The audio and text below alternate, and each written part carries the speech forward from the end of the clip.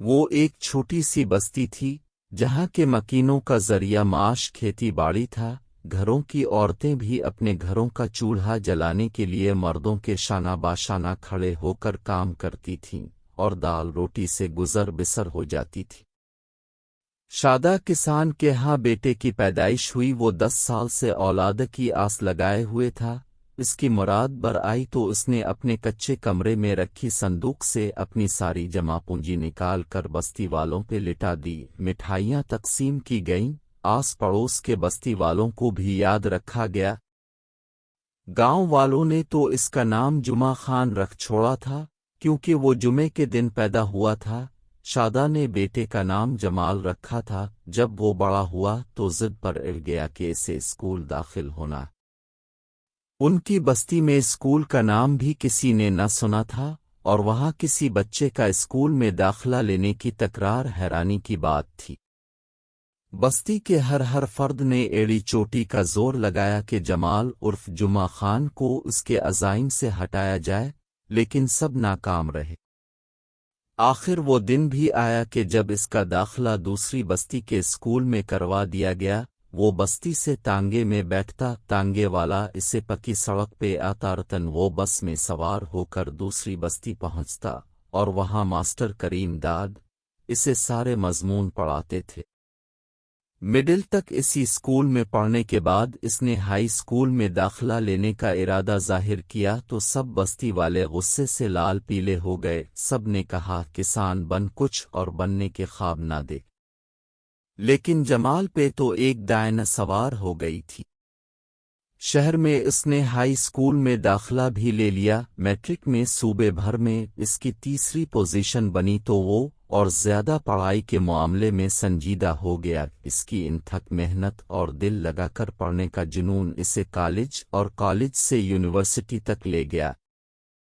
اتنا پڑھ لکھ جانے کے بعد اسے چھوٹی موٹی ملازمت گوارا نہ تھی اور اونچی پوسٹ اور عہدے کے لیے تگڑی سفارش کا ہونا بھی ضروری تھی۔ اس نے بہت کوشش کی لیکن بے سود۔ وہ بستی میں واپس آیا تو سب نے کہا کھیتی باڑی شروع کر دے، لیکن وہ آمادہ نہ ہوا اور بستی میں ہی اپنی مدد اب کے تحت پرچون کی دکان کھول کر اسے بڑھاتا رہا۔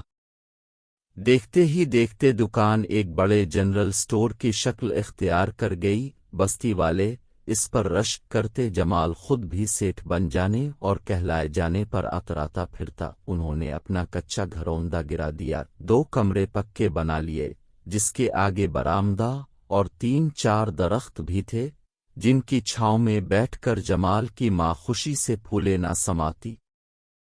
ادھر شادہ روز کلف لگے کپڑے پہنتا، لنگی کی جگہ شلوار نے لے لی اور پگڑی بھی باندھتا تھا۔ بستی میں جمال کا اکلوتا اسٹور تھا۔ آس پڑوس کے بستی والے بھی وہیں سے آ کر سودا سلف لے جاتے تھے۔ زندگی اچھی گزر رہی تھی کہ اسے ایسا لگا جیسے گاؤں کا ماحول بدل گیا ہو۔ روزمرہ کے معاملات میں فرق آ گیا۔ اب وہ نوجوان جو اپنے بڑوں کے ساتھ مل کر کھیتی باڑی کرتے تھے اپنا سارا قیمتی وقت موبائل فون پر ضائع کرنے لگے۔ بعض لڑکے چوریاں کرتے اور ان پیسوں سے موبائل خرید لیتے، پھر ہر وقت اسی میں لگے رہتے۔ اس کی دکان پر آنے والے اکثر لوگ شکایتی لہجے میں کہتے کہ ہمارا لڑکا کام نہیں کرتا، اسے سمجھاؤ۔ جمال سر پکڑ کر بیٹھ جاتا۔ لڑکے اس کی دکان پر بیٹھ کر فضول باتیں کرتے، وہ انہیں سمجھا کر تھک جاتا لیکن کوئی بھی اس کی باتوں پہ کان نہیں دھرتا تھا۔ جمال عرصے سے اپنی ڈگری بھلائے بیٹھا تھا۔ وہ اسے یاد آنے لگی۔ دن رات وہ ندامت کے آنسو بہاتا کہ اگر وہ اپنی تعلیم اور شعور کو بستی کے ہر فرد کے ذہنوں میں منتقل کرتا تو آج جو صورت حال ہے اس سے ان کی بستی دوچار نہ ہوتی۔ کئی سوال تھے جو اسے تنگ کرتے تھے اور شرمندہ کرتے تھے۔ وہ اپنے علم کی بنیاد پہ بہت کچھ کر سکتا تھا، اس نے ایسا کیوں نہیں کیا؟ یہی ندامت اسے کھل رہی تھی۔ آخر اس نے ایک فیصلہ کیا اور اس بارے میں والدہ کو آگاہ کر دیا کہ اب دکان ان کے حوالے کر کے بستی کے مستقبل کے مماروں کے لیے کچھ کرنا چاہتا ہے۔ یہ سن کر اس کے والد بہت ناراض ہوئے اور ماں کی بھی یہی کیفیت تھی، لیکن جمال نے انہیں قائل کر لیا۔ گاؤں میں اسکول کھل گیا، وہ بچے جو بھٹک کر بے راہ راوی کا شکار ہو گئے تھے، راست پہ آنے لگے تھے۔ علم کی روشنی جسے اس نے اپنے دماغ میں محفوظ کی تھی، نوجوانوں میں منتقل کرنے لگا۔ اس کی محنت رنگ لائی اور اس بستی سے اکثر لوگ علم و شعور کے پیکر بن کر نکلنے لگے۔